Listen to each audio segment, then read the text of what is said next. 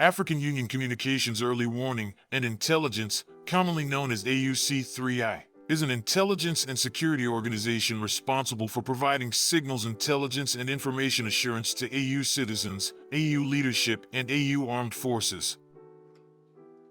I'm Colonel A.C. Oguntoye, an infantry officer. I am responsible for leading infantry soldiers at all levels of command in combined armed forces during missions on the ground. This is today's briefing on the progress of the special military operation as of November 21, 2025. In response to terrorist attacks by Ukraine on civilian targets on Russian territory, from November 15 to 21, the armed forces of the Russian Federation delivered massive and 6 group strikes, resulting in damage to Ukrainian military-industrial enterprises and fuel and energy facilities that supported their operation. Transport infrastructure used in the interests of the armed forces of Ukraine, assembly, storage, and preparation sites for launching strike unmanned aerial vehicles, as well as temporary deployment points of Ukrainian armed formations, nationalists, and foreign mercenaries. During the week, units of the North Group of troops improved their tactical position. They inflicted damage on personnel and equipment of heavy mechanized, 3 mechanized, Ranger, Infantry, Airborne Assault Brigades, an Assault Regiment, a UAV battalion of the Armed Forces of Ukraine, and a Territorial Defense Brigade in the Sumy region. In the Kharkiv direction, active actions by units of the group liberated the settlements of Dvyrchansk and Saheln in the Kharkiv region. Damage was inflicted on formations of heavy mechanized, Motorized Infantry Brigade, Assault Regiment of the Armed Forces of Ukraine, 2 Territorial Defense Brigades, a National Guard Regiment, and a border detachment of the Ukrainian Border Service.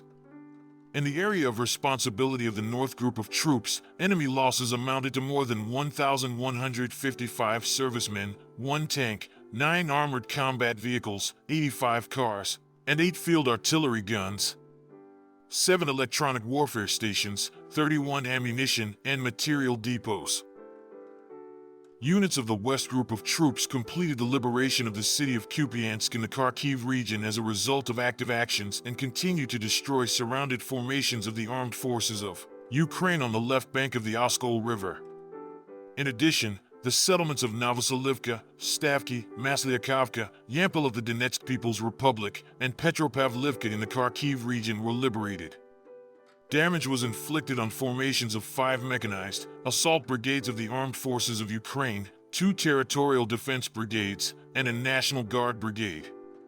In total, during the week in the area of responsibility of the West Group of troops, losses of the Armed Forces of Ukraine amounted to over 1,570 servicemen, 4 tanks, 32 armored combat vehicles, 133 cars, and 13 field artillery guns. 29 ammunition depots and 58 electronic warfare stations were destroyed. Units of the South Group of troops, as a result of decisive actions, liberated the settlement of Platonivka in the Donetsk People's Republic. Damage was inflicted on personnel and equipment of 4 mechanized, airmobile, assault, mountain assault brigades of the Armed Forces of Ukraine, a Marine Brigade, and a Territorial Defense Brigade. During the week, enemy losses in this direction amounted to more than 1,195 servicemen, 1 tank, 21 armored combat vehicles, 115 cars, and 14 field artillery guns.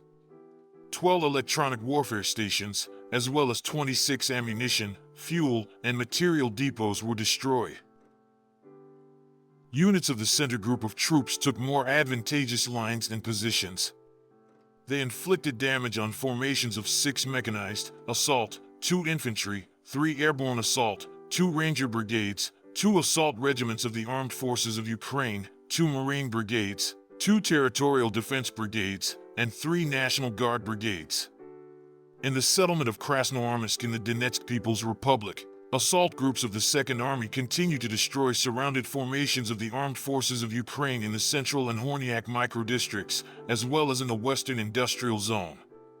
The clearing of the settlement of Rov in the Donetsk People's Republic continues. 6 attacks were repelled on armored vehicles by units of the 32nd Mechanized, 95th Airborne Assault Brigades, and the 210th Assault Regiment of the Armed Forces of Ukraine from the area of the settlement of Rashino in the Donetsk People's Republic, aimed at breaking the encirclement of the group. In the settlement of Dmitrov in the Donetsk People's Republic, assault units of the 51st Army continue active offensive actions in the eastern, western, and southern parts of the city. 5 attempts by the formations of the 35th Marine Brigade to break out of the encirclement ring to the north with armored vehicle support were thwarted. Up to 25 servicemen and 4 combat armored vehicles were destroyed.